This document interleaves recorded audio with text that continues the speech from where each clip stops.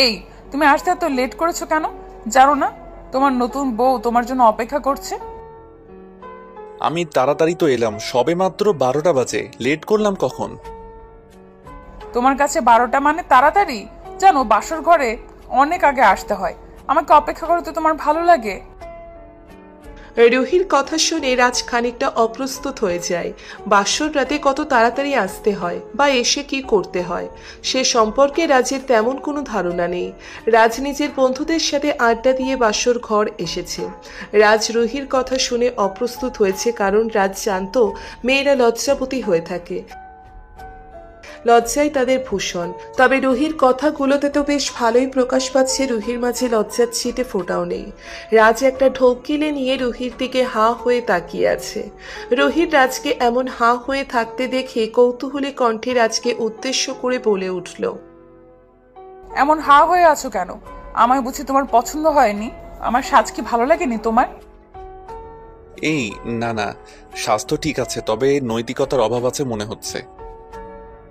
নৈতিকতার অভাব মানে? আমার মাঝে তুমি অনৈতিক কি দেখেছো? অনৈতিক বলতে আমার কথাটা ভুলভাবে নিও না। তোমার সাথে আমার প্রথম দেখা হবার পর সালাম দিতে হয়, এটা কি ভুলে গিয়েছো? তুমি আমার সাথে মানে কি বুঝতে পারলাম না তো। আর এখানে অনৈতিকতার কি আছে? আসলে আমি বলতে চাইছি, স্বামীকে স্ত্রী সম্মান করে, তাই না? তুমিও তো আমার স্ত্রী, আমায় দেখে সালাম দেওয়ার কি উচিত ছিল না তোমার? ও আচ্ছা, আমি সালাম দেনি বলে তুমি এই কথাটা বলেছো? মানে আমি তোমায় সালাম দিলে তোমার সেটা ভালো লাগতো? সালাম দেয়াটা তো সুন্নত, আর আমি সুন্নত কাজ আদায় করব না? তাছাড়া সালাম অর্থ শান্তি, তুমি আমার শান্তি চাও না? একদম চাই না ওসব সালাম দেওয়া, লজ্জা পাওয়া, পা ধরে কান্নাকাটি করা, এসব আমার দ্বারা হবে না। রুহির এই কথাটা যেন সজোরে এসে রাজের বুকে একটা ধাক্কা দিল। রাজ নিজের কানকে বিশ্বাস করতে পারছে না, এ কোন রুহি?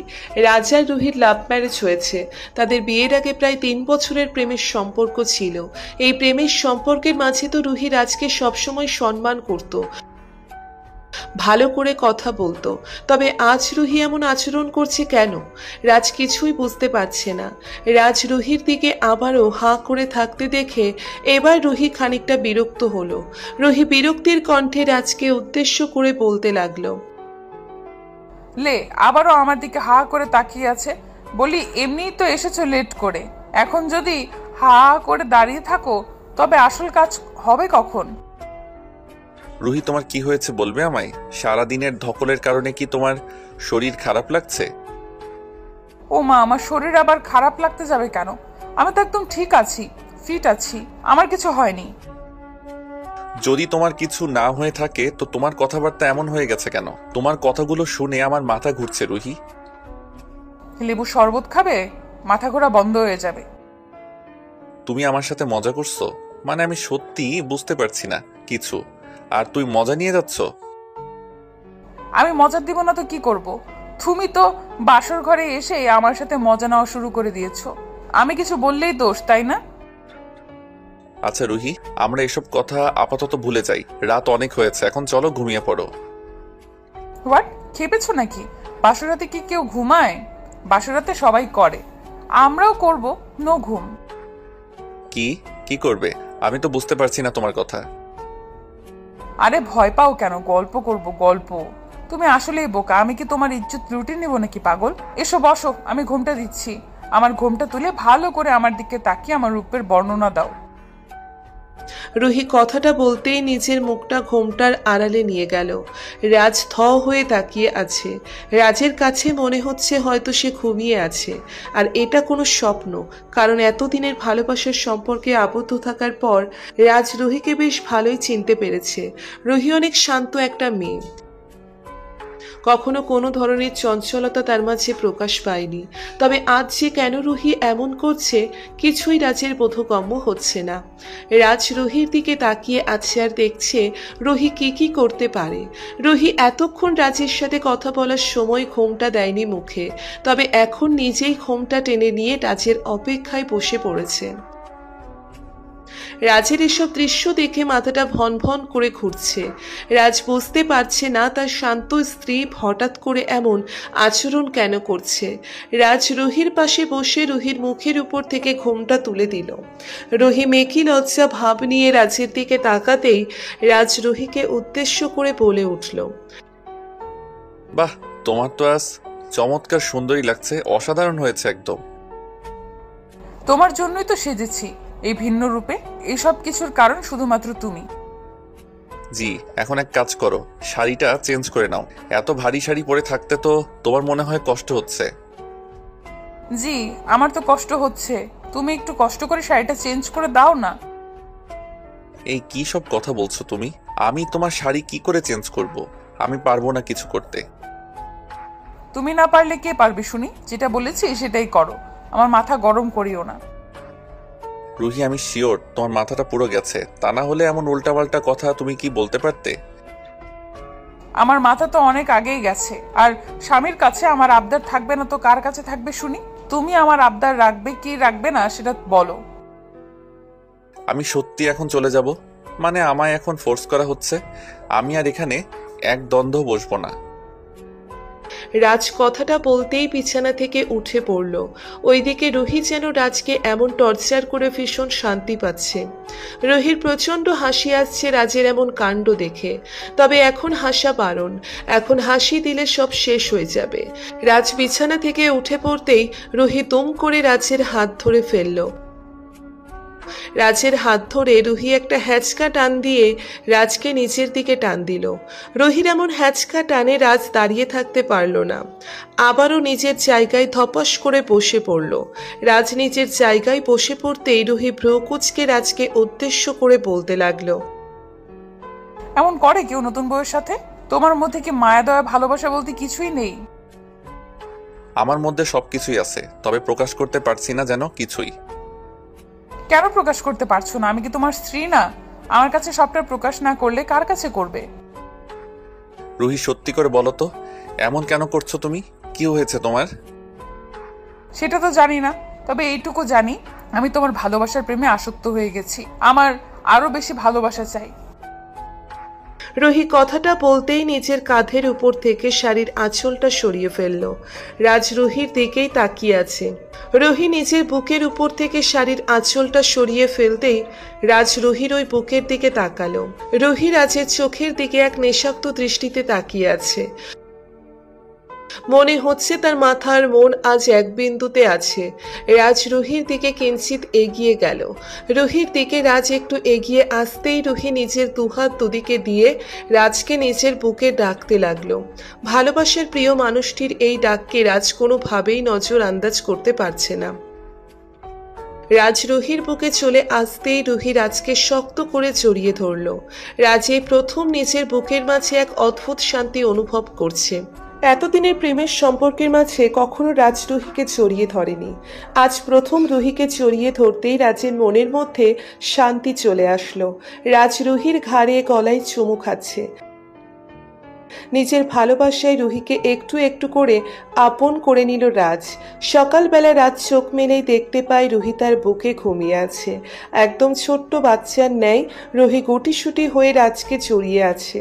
রাজ রুহির ঘুমন্ত মুখটার দিকে কিছু সময় একদৃষ্টিতে তাকিয়ে থেকে আলতো করে রুহির কপালে নিজের ঠোঁটজোড়া ছুঁয়ে দিল। রাজ রুহির কপালে তার ঠোঁটজোড়া ছুঁয়ে দিতেই রুহি একটুখানি কেঁপে উঠল। রাজকে রুহি আরো একটু শক্ত করে জড়িয়ে ধরতেই রাজ রুহিকে উদ্দেশ্য করে বলতে লাগলো, কি হলো, আরো শুয়ে থাকবে? ফ্রেশ হবে না বুঝি? আমার ইচ্ছে করছে না ফ্রেশ হতে যেতে। আমি সারা দিন রাত এই বুকে থেকে শান্তি নিতে চাই। তাই পাগলি আমার, এখন উঠে পড়ো, ফ্রেশ হয়ে নিয়ে নাস্তা করতে যেতে হবে। আরো একটু শুয়ে থাকি না প্লিজ? আর একটু না, উঠো বলছি ফাজিল। রাজ রুহিকে অনেক বলে ঘুম থেকে উঠল। রাজ রুহিকে ঘুম থেকে উঠিয়ে নিচে চলে যায় ফ্রেশ হতে। রাজ ফ্রেশ হতে চলে যেতেই রুহি বিছানায় কিছু সময় শুয়ে থেকে অতঃপর নিজেও ফ্রেশ হতে চলে গেল। রাজ ফ্রেশ হয়ে রুমে এসে রেডি হয়ে নিচ্ছে। কিছু সময় পর রাজের পিছন থেকে রুহি রাজকে উদ্দেশ্য করে বলে উঠল, এই রাজ, এদিকে দেখো না আমার দিকে। কেন, কি হয়েছে? রাজ পিছন ফিরে রুহির দিকে তাকাতেই চমকে উঠল। রুহি একটা টাওয়াল পেঁচিয়ে দাঁড়িয়ে আছে। রাজ রুহির এমন অবস্থা দেখে চমকে উঠল। রাজ প্রশ্নসূচক কণ্ঠে রুহিকে উদ্দেশ্য করে বলল, টাওয়েল পরে আছো কেন? শাড়ি পরে নাও, নিচে যাবে না বুঝি? তোমার মাথার কি সব তার ছিঁড়ে গেছে? জানো না আমি শাড়ি পরতে পারি না? আমি কি করে শাড়ি পরবো? শাড়ি পরতে পারো না মানে? এত বড় হয়ে গেছো এখনো এটা পরতে পারো না? পারি না তো কি করব? তুমি নিচে যাও, আমি এখানেই থাকছি, ঠিক আছে? এটা কোনো কথা হলো? মানে আমি নিচে যাব একা আর তুমি এখানে বসে থাকবে? আর কোনো কাজ নেই? ওয়েট, আমি কাউকে বলে দিচ্ছি তোমায় শাড়ি পরিয়ে দিতে। কাউকে কিছু বলতে হবে না। আমি তো আর সেই সৌভাগ্যে নেই যে কেউ এসে আদর করে শাড়ি পরিয়ে দিবে আমায়। আমার শাড়ি আমাকেই পরতে হবে। সেটাই তো বলছি, অন্য কাউকে বলছি তোমায় শাড়ি পরিয়ে দিতে, ঠিক আছে তো? না, ঠিক নেই, তুমি পরিয়ে দাও। আর কাউকে পরিয়ে দিতে হবে না।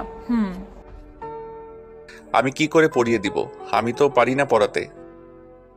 তুমি ঠিক পারো। আমি বলেছি বলে পরিয়ে দিতে চাইছো না, এটাই হচ্ছে কথা। ঠিক আছে, পরিয়ে দিও না, আমি এমন করেই বসে থাকি। রুহি কথাটা বলতেই রাগ করে গাল ফুলিয়ে বসে থাকলো। রাজ রুহির দিকে তাকিয়ে মুচকি মুচকি হাসছে। রুহির এমন বায়না শুনে রাজ আর কি করবে? তাছাড়া রুহি সব সময় এমনটাই করে। রুহির সব কিছুতেই রাজকে চায়। রাজ টেবিলের উপর থেকে রুহির শাড়িটা নিয়ে রুহির দিকে এগিয়ে এলো। রুহির সামনে এসে রাজ রুহিকে বলল, চলো উঠে দাঁড়াও, আমি পরিয়ে দিচ্ছি। খারাপ হলে পরে আমার দোষ দিতে পারবে না। তুমি পরিয়ে তো দাও আগে, তারপর আমি দেখছি খারাপ হয় নাকি ঠিক হয়। দাঁড়াও। রাজ শাড়িটা ধরে একে একে রুহিকে পরিয়ে দিতে লাগলো। রুহি নিজের শাড়ি পরতে পারে না, তাই রাজের থেকে হেল্প নিচ্ছে। কিন্তু রাজ ভয় পাচ্ছে এটা বিষয় নিয়ে যে রুহির শরীরে যদি রাজের স্পর্শ লেগে যায় তখন তো রুহি অন্য কিছু মনে করবে। রাজ খুব চিন্তায় আছে। তবে নিজেকে শান্ত করে রাজ ভাবলো যা হবে হবে, এখন কাজটা ঠিক করতে হবে। রাজ রুহিকে শাড়ি পরিয়ে দিল।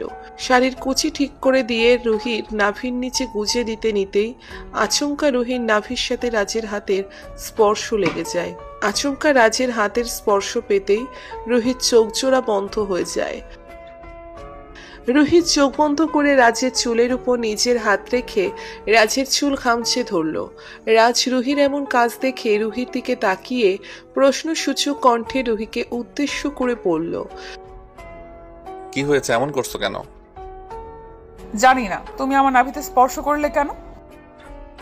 তো কুচি গুজে দিতে গেলে তো স্পর্শ লাগবেই, তাই না? আমি তো আর ইচ্ছে করে কিছু করিনি।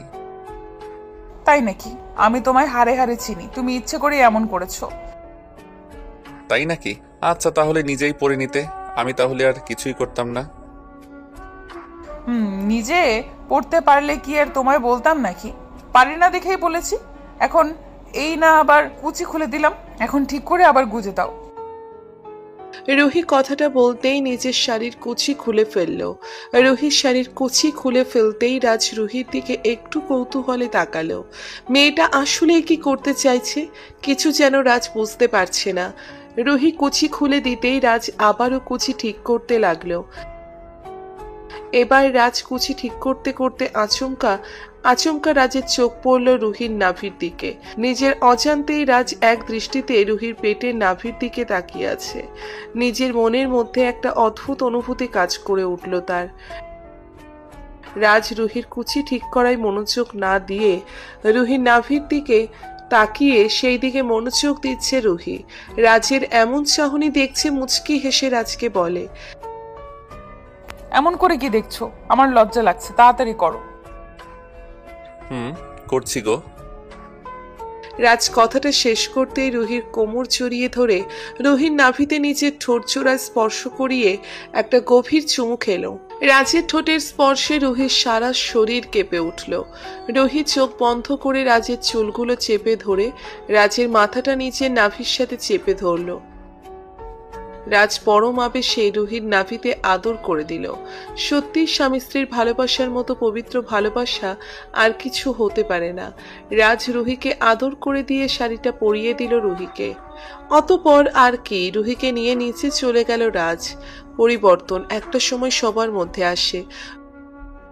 রুহি যেমন আজ আর আগের মতো নেই, রুহির সবকিছুতেই পরিবর্তন হয়েছে, ঠিক তেমন করে সকলেরও সবকিছু একটা সময় পর পরিবর্তন হয়। ভালোবাসা এমন কটা জিনিস যেটাকে পরিবর্তন করা যায় না। ভালোবাসা সব সময় এক থাকে। বেঁচে থাকুক ভালোবাসা।